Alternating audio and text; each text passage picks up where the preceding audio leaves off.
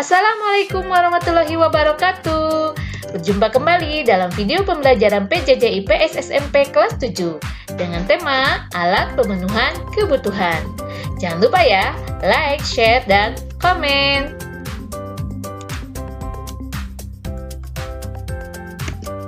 Kita akan melanjutkan pembahasan materi sebelumnya, yaitu mengenai macam-macam kebutuhan manusia. Dan pertemuan kita kali ini akan membahas materi mengenai alat pemuas kebutuhan. Alat pemenuhan kebutuhan. Setiap manusia memiliki alat pemenuhan kebutuhan yang bermacam-macam ragam dan rupanya. Ada yang berupa barang ataupun jasa, bahkan ada juga yang berwujud dan tidak berwujud. Mari anak-anak, kita bahas materi macam-macam alat pemenuhan kebutuhan.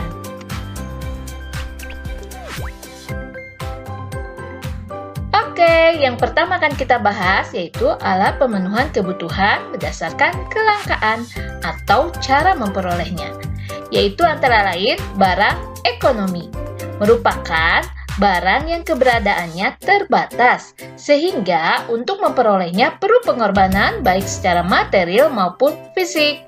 Contohnya seperti makanan, pakaian, kendaraan, dan lain-lain.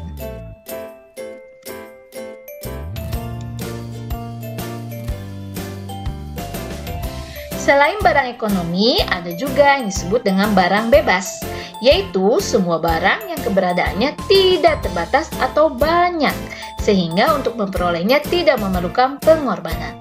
Contohnya seperti sinar matahari, udara, air, tanah, dan lain sebagainya.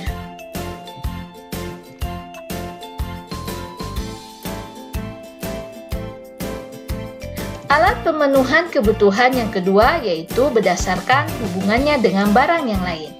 Yang pertama kita bahas adalah barang substitusi, yaitu semua barang yang dalam penggunaannya dapat saling menggantikan dengan barang yang lain dengan syarat bahwa barang tersebut memiliki kegunaan yang sama.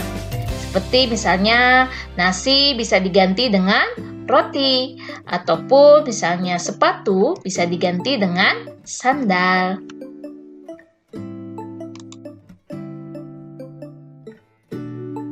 Selanjutnya yaitu barang komplementer.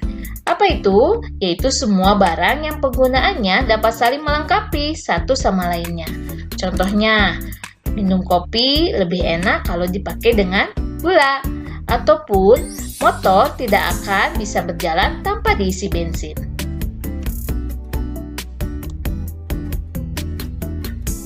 Alat pemenuhan yang ketiga yaitu berdasarkan tujuan penggunaannya.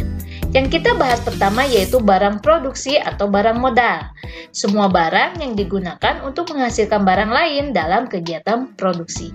Contohnya, mesin jahit digunakan oleh para penjahit untuk membuat baju, ataupun sawah yang digunakan untuk bisa menghasilkan beras.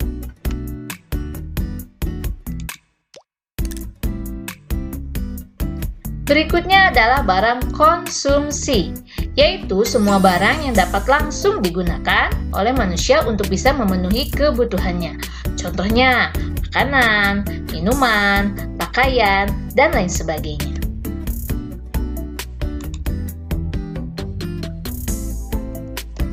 Alat pemenuhan kebutuhan yang keempat adalah berdasarkan proses pembuatannya. Yang pertama akan kita bahas adalah barang mentah, yaitu semua barang yang belum dapat digunakan karena harus diolah atau diproses terlebih dahulu untuk bisa digunakan. Contohnya seperti padi ataupun kayu.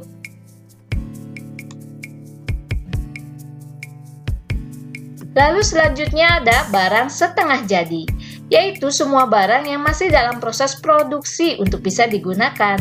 Contohnya seperti beras, kain, dan juga lain-lain.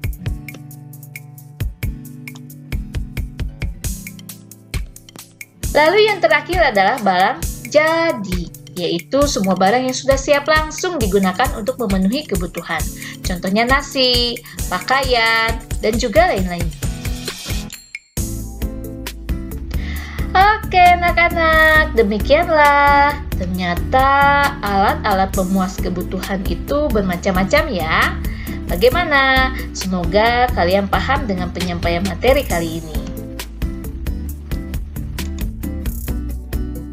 Terima kasih. Sampai jumpa di pembahasan materi berikutnya ya. Wassalamualaikum warahmatullahi wabarakatuh.